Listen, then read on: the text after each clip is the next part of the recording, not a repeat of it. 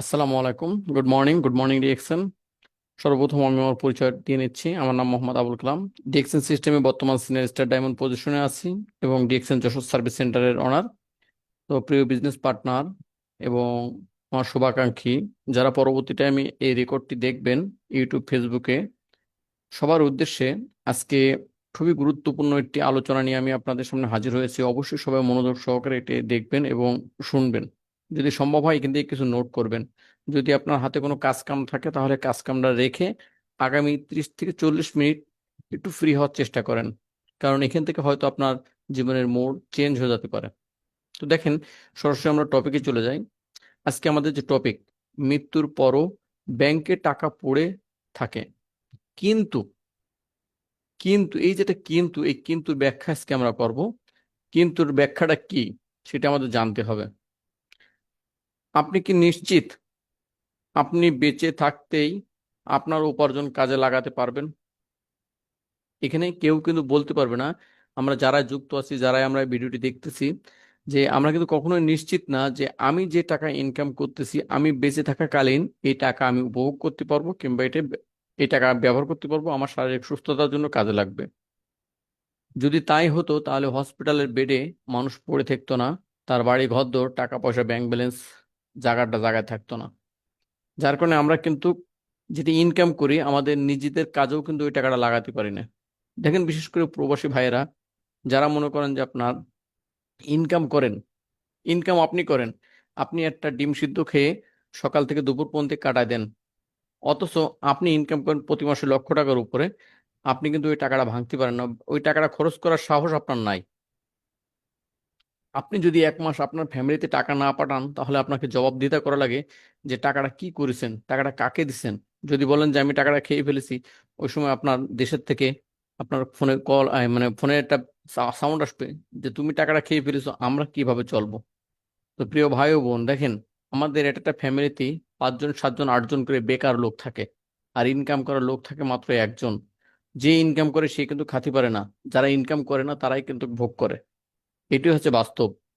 তো দেখেন, আপনি ইনকাম করার একটা মেশিন, আপনি যদি একটা মেশিন চালান, ধরেন আপনার স্যালো মেশিন, যেটা কিনা আপনার খেতে পানি দেয়, ওই স্যালো মেশিন চালানোর জন্য কিন্তু আপনার মোবিল প্রয়োজন হয়, তেল প্রয়োজন হয়। যদি তেল মোবিল ঠিক মতো না দিতে পারেন ওইটা কিন্তু আপনার চলবে না। তার মানে ওই মেশিনের পিছনে কিন্তু একটা খরচ আছে। কিন্তু আপনি নামক যে ব্যক্তিরা ভাই, আল্লাহ তাআলা রব্বুল আলামিন সুস্থ সবল আপনাকে দুনিয়াতে পাঠাইছে, আপনি ইনকাম করতেছেন টাকার মেশিন, অথচ আপনার নিজের পিছনে আপনি নিজে খরচ করতেছেন না, শুধু আপনি টাকা ছাপাই যাচ্ছেন, টাকা দিয়েই যাচ্ছেন, কিন্তু নিজের পিছনে খরচ করছেন। এক সময় আপনি অচল হয়ে পড়বেন, ওই সময় কিন্তু আপনার কোনো মূল্য থাকবে না।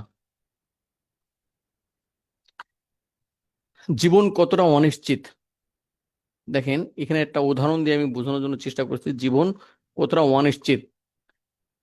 এক ব্যক্তি ধনী, এক ধনী ব্যক্তি মারা গেলেন, অনেক টাকার মালিক।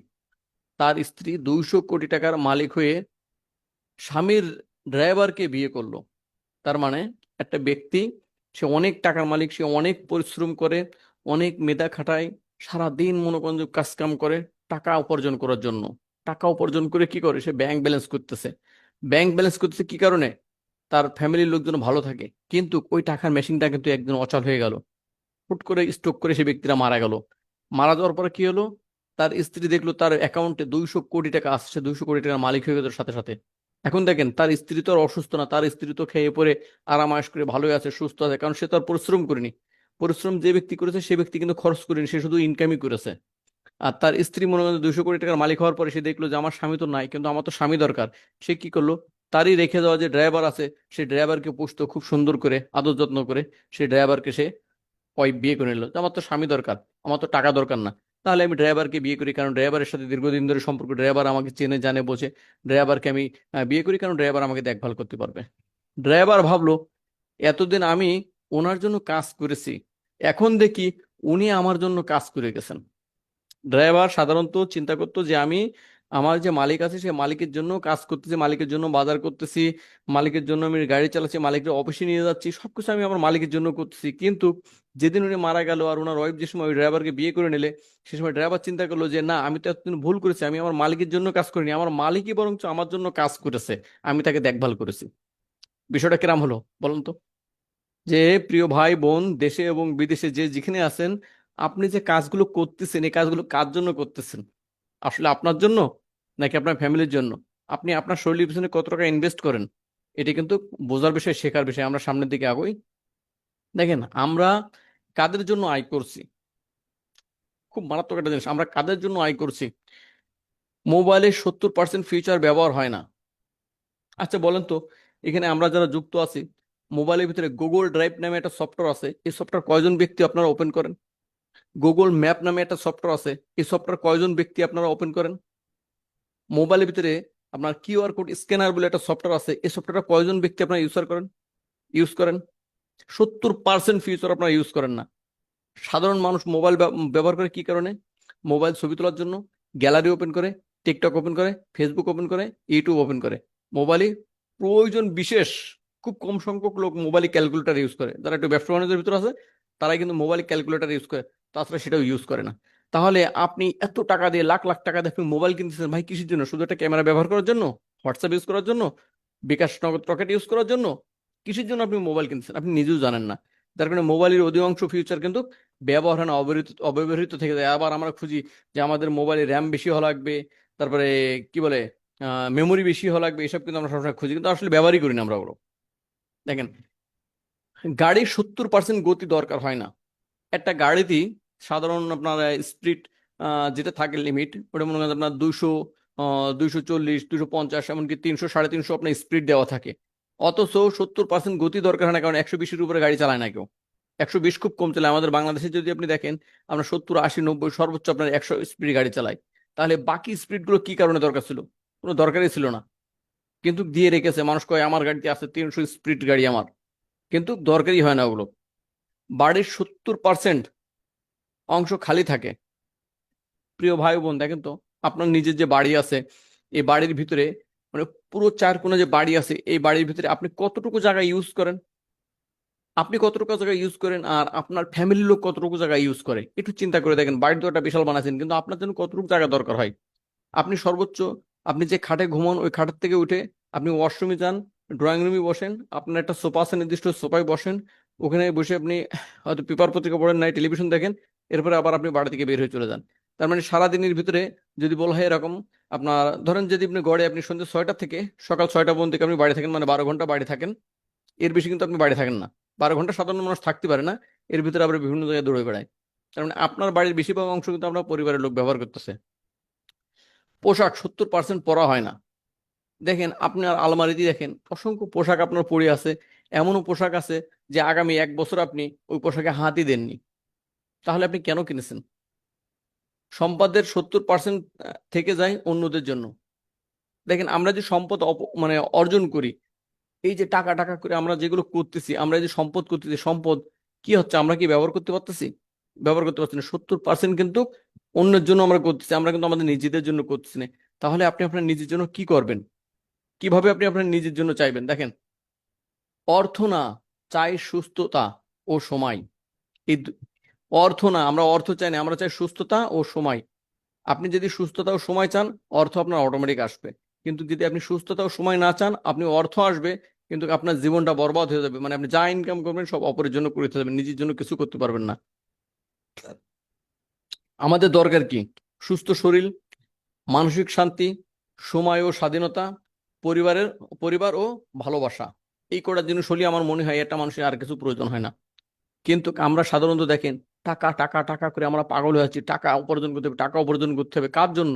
পরিবারের জন্য। ভাই আমার জন্য না। কিন্তু আমার জন্য কি দরকার? আমার জন্য দরকার সুস্থ শরীর, মানসিক শান্তি, সময় ও স্বাধীনতা, পরিবার ও ভালোবাসা। এই করে আমার জন্য দরকার। কিন্তু আমরা সেটা করতে পারছি না, কারণ আমরা ওই যে একঘেয়েমি হয়ে গেছি। সকাল 8টা টু 5টা চাকরি, পরের দাসত্ব শিখে গেছি আমরা। যার কারণে আমাদের কি নাই? আমাদের শারীরিক সুস্থতাও নাই, আমাদের মানসিক শান্তিও নাই, আমাদের সময় ও স্বাধীনতাও নাই, আমাদের পরিবার ও ভালোবাসাও আমাদের জন্য নাই। আমরা শুধু একটা রোবট হয়ে গেছি টাকা ইনকাম করার। জীবন বদলাতে হলে চিন্তা বদলান। আপনার জীবন যদি আপনি বদলাতে চান, তাহলে আপনাকে সর্বপ্রথম চিন্তা বদলাতে হবে। কি করতে হবে? নিয়মিত হেলথ চেক আপ করতে হবে। আপনার শারীরিক যে সুস্থতা আছে কিনা এটা আপনার চেক আপ করতে হবে। প্রিয় ভাই ও বোন, আপনারা যারা এখন আমাদের সাথে যুক্ত আছেন, বলেন তো কয়জন বলতে পারবেন যে আপনি বছরে একবার অথবা 5 বছরে একবার আপনার শরীরটাকে আপনি চেক আপ করেন? করেন না। কারণ আপনার প্রয়োজন হয় না, আপনি চিন্তা করেন এই টাকাটা মানে আমার অযথা খরচ আছে না ভাই, আপনি যে টাকা ইনকাম করা মেশিন, আপনার এই শরীরটাকে অবশ্যই চেক আপ দিতে হবে, আপনার শরীরটাকে ভালো রাখতে হবে, তাহলে আপনি ইনকাম করতে পারবেন। মানসিক চাপ কমানো, আপনি চাইলেও কিন্তু মানসিক চাপ কমাতে পারছেন না, কারণ আপনি পরের দাসত্ব করতেছেন, আপনি একজন চাকরি করতেছেন, আপনি একজন ব্যবসায়ী করতেছেন, ব্যবসায়ী, আপনি কিন্তু পরের দাসত্ব করতেছেন, সেখানে কিন্তু আপনি মানসিক চাপ কমাতে পারছেন না। আপনার প্রচুর আকার মানসিক চাপে থাকা লাগে, যার কারণে আপনি ব্রেন স্ট্রোক করতেছেন, আপনি হার্ট অ্যাটাক করতেছেন, আপনার প্যারালাইসিসের মতো সমস্যা আপনার দেখা যাচ্ছে, আপনার ডায়াবেটিস হয়ে যাচ্ছে শুধু মানসিক চাপের কারণে। পরিবারের সময় দেওয়া, আপনি কিন্তু টাকা ইনকাম করার জন্য পরিবারকে আর সময় দিতে পারছেন না, যার কারণে কিন্তু আপনার মানসিক চাপটা আরো বেড়ে যাচ্ছে।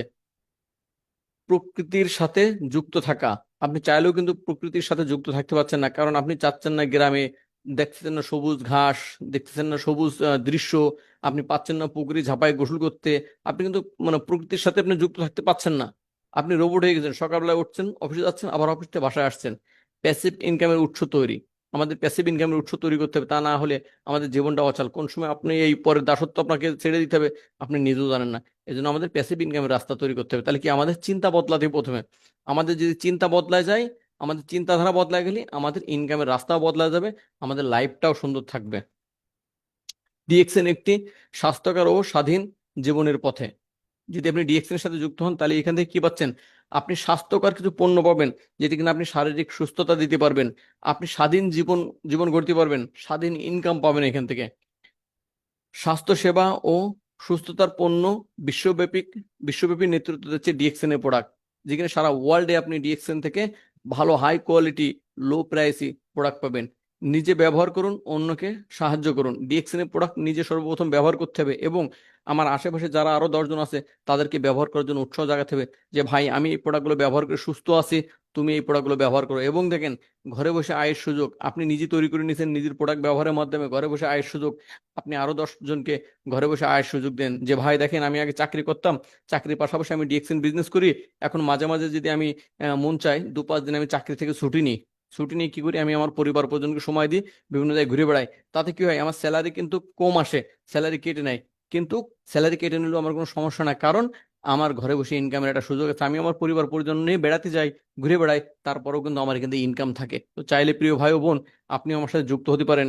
আমি এক সময় এই চাকরি আর করব না, যে সময় দেখবো এই চাকরির থেকে ডবল ইনকাম আমার ডিএকশন থেকে আসছে, তো চাইলে কিন্তু আপনিও পারেন। এখন বর্তমান আপনি চাকরি করতেছেন, এই চাকরির পাশাপাশি আপনি ডিএকশনটাকে নিয়ে নেন, কারণ আপনার দরকার কি, শারীরিক স্বাস্থ্যতা, এই শারীরিক সুস্থতা আপনার দরকার। আপনি যদি শারীরিক সুস্থতা নিতে পারেন, অটোমেটিক ঘরে বসে ইনকাম করার সুযোগ আপনি পেয়ে যাবেন। আপনি পেয়ে যাবেন কিন্তু সময়ের স্বাধীনতা, ইচ্ছা স্বাধীন মতো আপনি ঘুরতে পারবেন, ইচ্ছা স্বাধীন মতো চলতে পারবেন। সময় আপনার হাতে বাঁধা থাকবে, আপনি সময়ের হাতে বাঁধা থাকবেন না। কিন্তু আপনি যদি পরের দাসত্বই করে যান শুধু, চাকরি করে যান শুধু, তাহলে কি হবে, আপনি সময়ের কাছে বাধা। কিন্তু যদি ডিএক্সএন বিজনেস করেন, ঘরে বসে ইনকাম করবেন, নিজে শারীরিকভাবে সুস্থ থাকবেন, মানসিকভাবে সুস্থ থাকবেন, পরিবারকে সুস্থ রাখবেন, এবং সময় আপনার কাছে বাধা থাকবে, আপনি টাইম সেট করবেন যে আপনি কোন জায়গায় যাবেন, টাইম আপনাকে কখনো সেট করবে না। এই জন্য বলতেছি আমরা আমাদের ডিএক্সএন এর প্রোডাক্ট ব্যবহার করতে হবে।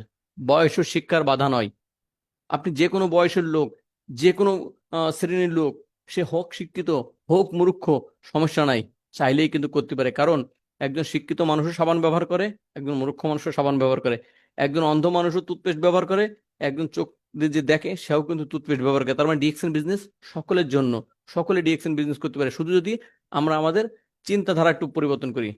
বিশ্বব্যাপী নেটওয়ার্ক ও ভ্রমণের সুযোগ, দেখেন, আপনি যদি চাকরি করেন, চাকরির ক্ষেত্রে কিছু কিছু বাধা আপনার থাকবে।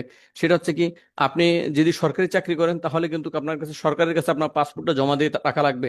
আপনি চাইলেই কিন্তু ইচ্ছা মতো বিভিন্ন দেশে আপনি ঘুরতে যেতে পারবেন না, কারণ আপনার সরকারি পাসপোর্ট, যার কারণে কিন্তু আপনি বিশ্ব বিশ্ব ঘোরার সুযোগ আপনার থাকছে না। কিন্তু ডিএক্সএন বিজনেস করলে কি হচ্ছে, আপনি যদি ডিএক্সএন বিজনেস করেন, বিশ্বব্যাপী নেটওয়ার্ক তৈরি করেন, আপনি সারা ওয়ার্ল্ড ঘুরতে পারবেন এই ডিএক্সএন এর মাধ্যমে। তাহলে কেন ভাই ডিএক্সএন এর বিজনেস করবো না আমরা, কেন ডিএক্সএন এর প্রোডাক্ট ব্যবহার করবো না আমরা। স্বাস্থ্য, আয়, সময়, এই তিনটে জিনিস ডিএক্সএন এ পাওয়া যায়। এখানে স্বাস্থ্য পাওয়া যাচ্ছে, এখান থেকে ইনকাম পাওয়া যাচ্ছে, এখান থেকে পর্যাপ্ত মানে সময় আছে, যেটা একটু আগে বললাম, যে সময়কে আমরা বেঁধে রাখবো, সময় আমাদেরকে বেঁধে রাখবে না। প্রতিদিনের ব্যবহারের পণ্য, নেটওয়ার্কিং ও লিডারশিপের উন্নয়ন, লাইফ টাইম ইনকাম, পেনশন ছাড়া রিটায়ারমেন্ট, পেনশন ছাড়া রিটায়ারমেন্ট, এই কথার ব্যাখ্যা দিচ্ছি দেখেন, সুখী, সুস্থ ও সার্থক জীবন। দেখেন, পেনশন ছাড়াই রিটায়ারমেন্ট, আপনি প্রত্যেকটা জায়গায় চাকরি করতে যাবেন, ওখানে আপনার পেনশন থাকবে, কিন্তু ওখানে পেনশন থাকবে, যে রিটায়ার্ড দেবে, ওই রিটায়ার্ড আপনার কোনো কাজে লাগবে না, পেনশন আপনার কোনো কাজে লাগবে না। কিন্তু ডিএক্সএন এ পেনশন নাই, ডিএক্সএন আজীবন চলতেই থাকবে, চলতেই থাকবে। আপনি রিটায়ারমেন্ট হয়ে যাবেন কিন্তু আপনার ইনকাম চলতে থাকবে, এখান থেকে আপনার কোনো পেনশন আসবে না, এখানে লাইফ টাইম ইনকাম আসবে, আর বরঞ্চ ইনকাম বাড়বে। পেনশনের টাকা কিন্তু কমে বাড়ে না, কিন্তু ডিএক্সএন এর টাকা বাড়ে, কমে না। এই জন্য এটা আমাদের খেয়াল রাখতে হবে যে এখানে পেনশন ছাড়াই কিন্তু আপনি রিটায়ারমেন্টে যেতে পারবেন। ডিএক্সএন পরিবর্তন এনেছে তাদের জীবন। অসংখ্য মানুষ, যেমন ধরেন আপনার নাম উল্লেখ করলাম একজন জনি, যেটি কিনা আমাদের জনি ভাই মারা গেছে। সে আগে চাকরি করতো, এখন সে ডিএক্সএন করতে করতে সে মারা গেছে। তার সন্তান কিন্তু ইনকাম এখান থেকে পাচ্ছে, যেটা কিনা আমরা তার বাস্তব প্রমাণ। রিমা নামে একজন মহিলা গৃহিণী, উনি ডিএক্সএন এর মাধ্যমে অর্থনৈতিক স্বাধীনতা নিয়ে আসছে। আমি তাকে পরিচয় দিচ্ছি না এখানে, যেহেতু আমরা ছদ্মনাম ব্যবহার করেছি। তো এরকম অসংখ্য মানুষ কিন্তু ডিএক্সএন বিজনেস করে, ডিএক্সএন প্রোডাক্ট ব্যবহার করে অর্থনৈতিকভাবে স্বাধীনতা পাচ্ছে, সময়ের স্বাধীনতা পাচ্ছে, পেরেশানি কমাতে পারছে। হাই প্রেশারের সমস্যা চলে যাচ্ছে তার, কারণ পেরেশানি কমে গেলে হাই প্রেশারের সমস্যা চলে যায়। কারণ তার কাছে এমন একটা টাকার রাস্তা সে পাইছে, এমন একটা খনি সে পেয়েছে, যেখান থেকে সারা জীবন টাকা তুললেও মনে করেন যে তার টাকা কখনো ফুরোবে না, এমন জায়গা সে পেয়ে গেছে, যার কারণে তার কিন্তু আর টেনশন নাই। কিন্তু যদি আপনি এমন কোনো জায়গা পান যেখান থেকে টাকা উঠতে উঠতে আপনার টার্গেট থাকে যে আগামী 20 বছর পরে এখান থেকে আর টাকা আমার উঠবে না, ওই সময় কিন্তু টেনশন থাকবে, এই জায়গাতে টাকা উঠানো বন্ধ হয়ে গেলে পরবর্তী টাইমে আমি কি করব। আপনি কিন্তু ওই 20 বছর আগে থেকে আপনি পরিকল্পনা করবেন যে 20 বছর পরে যে কি করব। আর যদি আপনি জানেন যে আমার জীবনে কোনো টাকাই ফুরবে না এখান থেকে, তাহলে আপনার পরিকল্পনা করা লাগবে না, আপনার এক্সট্রা চাপ নেওয়া লাগবে না, আপনি কিন্তু আরামসে ওখান থেকে চলতে পারবেন। আপনি কি আর অপেক্ষা করবেন? আপনি কি আর অপেক্ষা করবেন আপনার পরিবারের জন্য, আপনার স্বাস্থ্য ও স্বাধীনতার জন্য, আপনার জীবনকে অর্থকে অর্থবহ করতে? অর্থবহ করতে বুঝলাম না, এটা মানেটা কি আমি নিজেও বুঝতে পারছি না কি আসলে। তো যাই হোক, আমরা আর অপেক্ষা করব না, আমরা কাজ করব। কাজ করলে এখান থেকে ইনশাল্লাহ আমাদের কাজ হবে, কাজ না করলে কাজ হবে না। জীবন একটা, জীবন একটাই, বাঁচুন পূর্ণভাবে। আমাদের জীবনে কিন্তু একটাই মাত্র জীবন, হয়তো 60 বছর 70 বছর, হয়তো 100 বছর আমরা বাঁচবো, কিন্তু পূর্ণভাবে বাঁচবো আমরা। ওই টানা হাসরা করে চলতেছে চলবে না, ধাক্কা দিয়ে এভাবে আমরা বাঁচবো না। তাহলে আসুন আমরা কি করবো, এই জন্য আমাদের করতে হবে ডিএক্সএন। ডিএক্সএন করলে আপনি এখান থেকে DXN live health, live wealth সব সময় পাবেন আপনি এখান থেকে। ভালো স্বাস্থ্য, ভালো অর্থ এবং সময়ের স্বাধীনতা। আমাদের প্রোগ্রামটা কিন্তু আজকে এখানে শর্ট ছিল। আচ্ছা, শর্ট থাকার পরে আমরা যে কাজটা করব, স্ক্রিনটা বন্ধ করে দিচ্ছি। স্ক্রিনটা বন্ধ করে দিয়ে আমি আজকে আপনাদের কাছে ছোট্ট একটা গল্প বলবো, এবং গল্প না, এটা বাস্তবে আমাদের রূপান্তরিত করতে হবে, কারণ যেহেতু আমাদের এখানে পার্টিসিপেন্ট কম, সেক্ষেত্রে আমি আজকে কথাগুলো বলবো। কারণ এখানে যতজন ব্যক্তি যুক্ত আছেন, আপনার বেশিরভাগ লোক মনে করেন যে সব সরাসরি আমার স্পন্সরে, স্পন্সর বলছে আমার টিমের। তো এই জন্য আপনাদের উদ্দেশ্য বলবো, মাহবুব ভাই ছাড়া কিন্তু সবাই আমার টিমের আছে এখানে।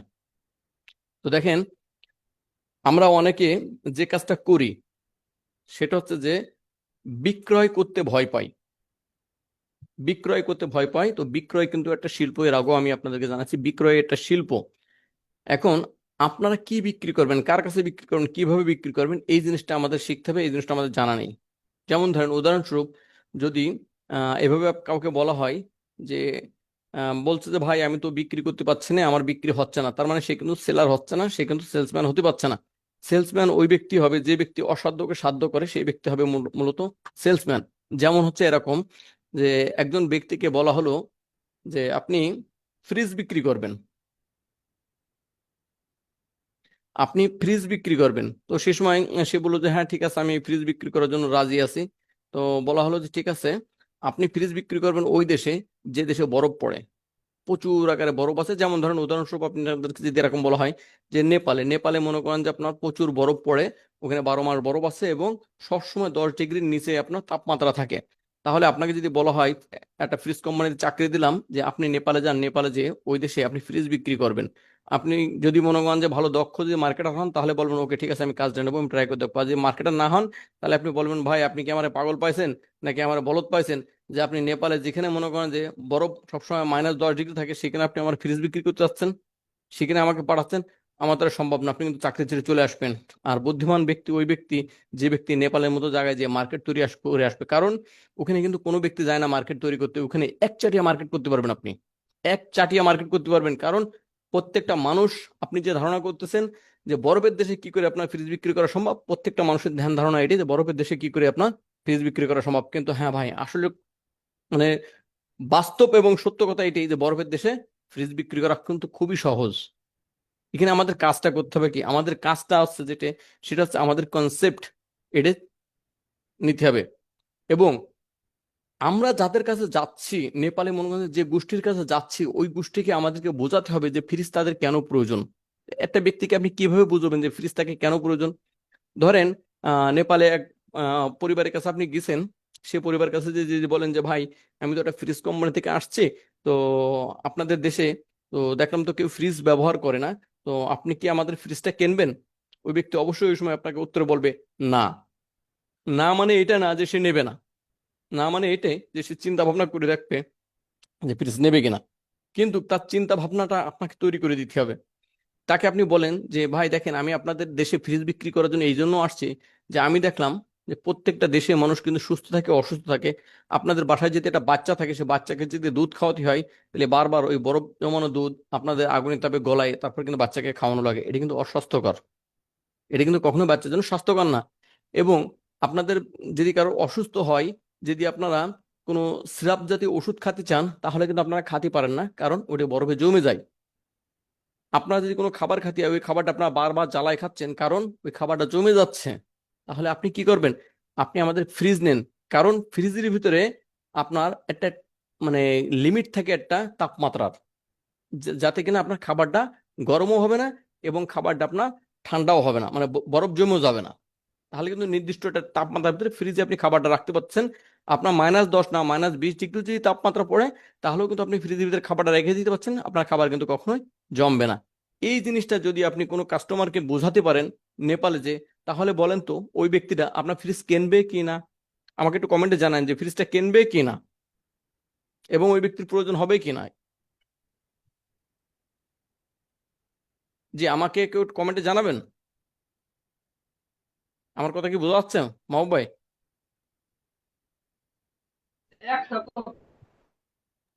জি জি, লিডার কথা ক্লিয়ার আছে। আচ্ছা আচ্ছা। অনেক সুন্দর তো টপিক নিয়ে দেখেন, কথা বলছেন তো। আচ্ছা না, আমার একটু কমেন্ট মাশাল্লাহ। করে কমেন্ট করে আমার সাথে সাড়া দেবেন, নাহলে আমি বুঝবো না যে আমি আসলে কথা বুঝতে না পারছেন না কিনা। না, অবশ্যই ঠিক আছে। তো দেখেন, তার মানে আমরা কাজটা করলাম কি, আমরা কি ওখানে ফ্রিজ বিক্রি করলাম? না। ফ্রিজ বিক্রি করবে কে? ফ্রিজ বিক্রি করবে ধরেন ওয়ালটন কোম্পানি যাচ্ছে নেপালে ফ্রিজ বিক্রি করার জন্য। আমি কে? আমি ব্যক্তিটা হলো সেলসম্যান। আমি সেলস করব, আমি ওখানে মার্কেট তৈরি করে দেবো। ফ্রিজ বিক্রি করবে ওয়ালটন কোম্পানি, আমি কিছু কিনা মার্কেট তৈরি করার জন্য, কারণ আমি একজন মার্কেটার। আমি একজন কি বলে সেলসম্যান, টপ সেলসম্যান। মনে করেন যে আমি সবকিছু বিক্রি করতে পারি, সবকিছু বিক্রি করার মতো ক্ষমতা আমার আছে, সেই মেধা আমাকে আল্লাহ দিয়েছে। আমি সেই মেধাটাকে শুধু কোনো কাজে খাটালাম। আর মাল বিক্রি করলে কিনা ওয়ালটন কোম্পানি। আমি কি করে আসলাম কিনা, আমি শুধু মানুষের মগজটা ধোলাই করে আসলাম, মানুষের মগজের ভিতরে দিয়ে আসলাম যে আপনাদের ফ্রিজ কেন প্রয়োজন। ওই নেপালের ওই ব্যক্তিগুলো কিন্তু জানতো না তাদের ফ্রিজটা কেন প্রয়োজন, যার কারণে তারা ফ্রিজ কেনার কখনো চিন্তাও তাদের মাথায় আননি। যখন জানতে পারলো যে হ্যাঁ, ফ্রিজের ভিতরে যদি আমরা তরল জাতীয় কোনো খাবার রাখি, তাহলে খাবারটা তো জমবে না, খাবারটা তো ভালো থাকবে, আমরা খাবারটা খেতে পারবো আরামসে, তাহলে কেন আমরা ফ্রিজ কিনবো? ওই সময় কিন্তু আপনার নেপালে সবচেয়ে বেশি ফ্রিজ বিক্রি হবে, যেটা কিনা যদি কোনো জায়গায় গরমেও ফ্রিজ বিক্রি না হয়, কিন্তু ওই বরফের দেশে আপনার সবচেয়ে ফ্রিজ বেশি বিক্রি হবে, এবং প্রত্যেকটা বাড়ি বাড়ি আপনার ফ্রিজ কেনা শুরু করে দেবে। ফ্রিজ কোম্পানি কিন্তু হিউজ পরিমাণে ফ্রিজ সেল হচ্ছে। আমি যে সেলার, আমাকে কিন্তু কোম্পানি টপ র্যাঙ্কিং এ নিয়ে যেতে দেয়, যে না, এর মতো একটা সেলার আমার কোম্পানিতে দরকার, এ পারে সবকিছু করতে, যে বরফের দেশে ফ্রিজ বিক্রি করে দেখা আছে। তার মানে কি, আমাদের শুধু ধ্যান ধারণা, আমাদের চিন্তা যদি আমরা পরিবর্তন করি, আমাদের চিন্তাটাকে শুধু একটু ঘুরে দেখেন যে মানুষের সমস্যাটা কোথায়। এখন দেখেন আমরা আসল কোথায় আসছি। এত সময় যে জিনিসটা বুঝলাম, এখন দেখেন আমরা যে জিনিসটা করবো আমাদের ডিএক্সএন বিজনেসের ক্ষেত্রে, আমরা ডিএক্সএন বিজনেস ক্ষেত্রে যে ভুলগুলো করি, সেগুলো হচ্ছে আমরা সাধারণ মানুষের কাছে যাওয়ার সময় আমাদের নিজেদের ভিতরে চিন্তা থাকে যে আসলে ওই ব্যক্তিটা কি কফিটা নেবে, আসলে ওই ব্যক্তি কি কোকুজি নেবে, আসলে ওই ব্যক্তি কি স্পাইরুলার ট্যাবলেট নেবে, অনেক দাম, নেবে না, থাক আমি বলবো না। ভাই আপনি ভুল করেছেন, আপনি একজন সেলসম্যান, আপনি পারেন। আপনি যদি না পারেন, তাহলে আপনি সেলসম্যানের খাতায় কেন আপনি নাম লেখাইছেন? আপনি না পারলে আপনি পরে দাসত্ব করেন, চাকরি করেন, এটা আপনার জন্য সবচেয়ে বেটার। আপনি সেলসম্যানের খাতায় কেন আপনার নাম লেখাছেন? এটা আপনার জন্য ভুল ছিল।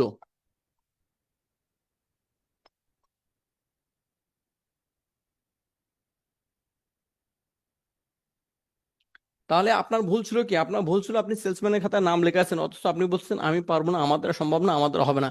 ভাই, বিক্রি করতে জানলে মুরগির গু বিক্রি করা যায়। যেখানে বরফের দেশে ফ্রিজ বিক্রি করা যায়, সেখানে মুরগির গু বিক্রি করা কিন্তু অসাধ্য কিছু না। কিন্তু আপনাকে জানতে হবে বিক্রি করা। তাহলে আমাদের কাজ করতে হবে কি? আমাদের কাজ হচ্ছে মানুষের যে প্রয়োজনীয়তা এটা আমাদের বুঝতে হবে যে কার কি জিনিস প্রয়োজন, এবং মানুষ কেন আপনার কোকোজি খাবে, মানুষ কেন আপনার স্পাইরুনা খাবে, মানুষ কেন আপনার মাশরুম পাউডার খাবে, মানুষ কেন আপনার মরিচ জুস খাবে। এই কেনটা শুধু খুঁজে বের করেন।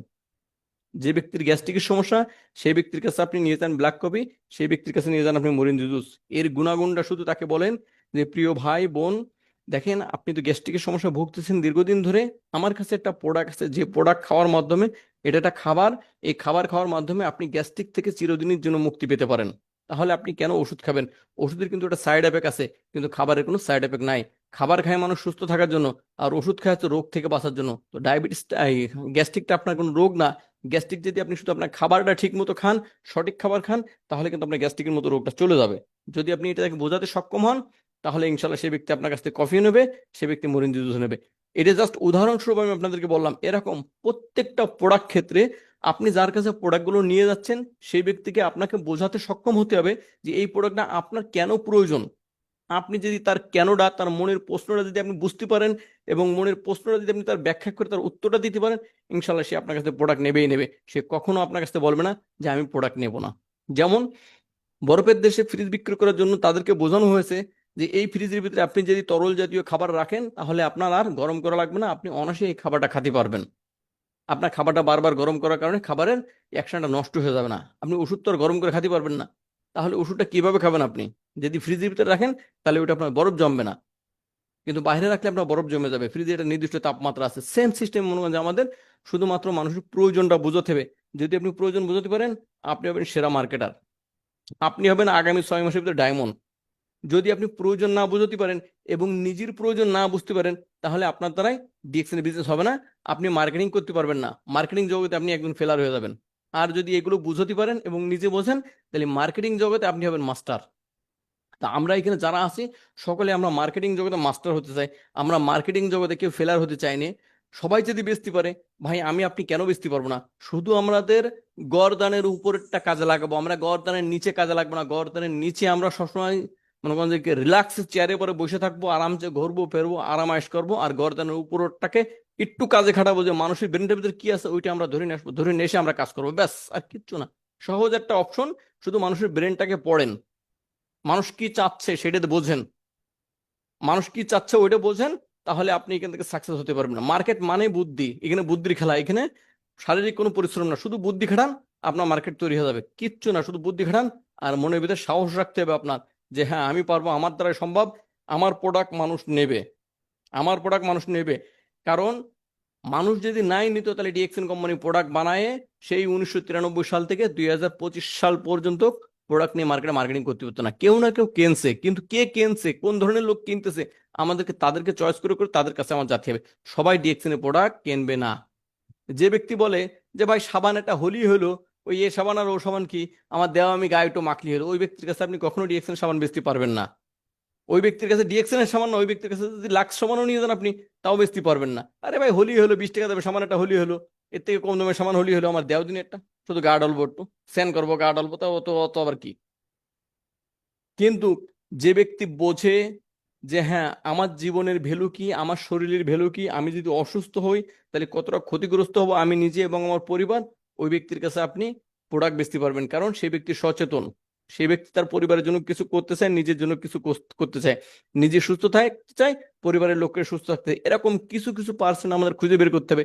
সবাই আপনার কাছে আসবে না, কিছু লোক আপনার কাছে আসবে। ওই কিছু লোক হলেই মনে করেন যেমন কিছু সংখ্যক লোক হলেই আপনি সাকসেস। এজন্য আমাদেরকে খেয়াল রাখতে হবে যে কার কি জিনিস প্রয়োজন, ওই প্রয়োজন বুঝে তার প্রিয়জন হয়ে তার কাছে প্রোডাক্টগুলো সেল দিতে হবে।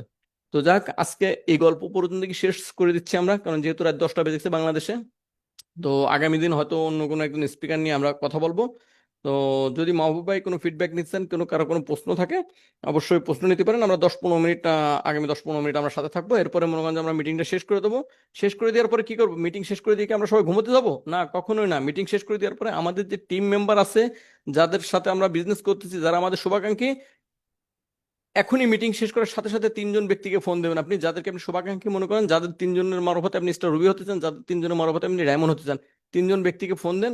ফোন দিয়ে জিজ্ঞেস করেন, ভাই আপা আপনি কেমন আছেন, আপনার শারীরিক স্বাস্থ্য কেমন আছে, আপনি কি ভালো আছেন না সুস্থ আছেন না অসুস্থ আছেন, তার পরিবারের খোঁজ খবর নেন।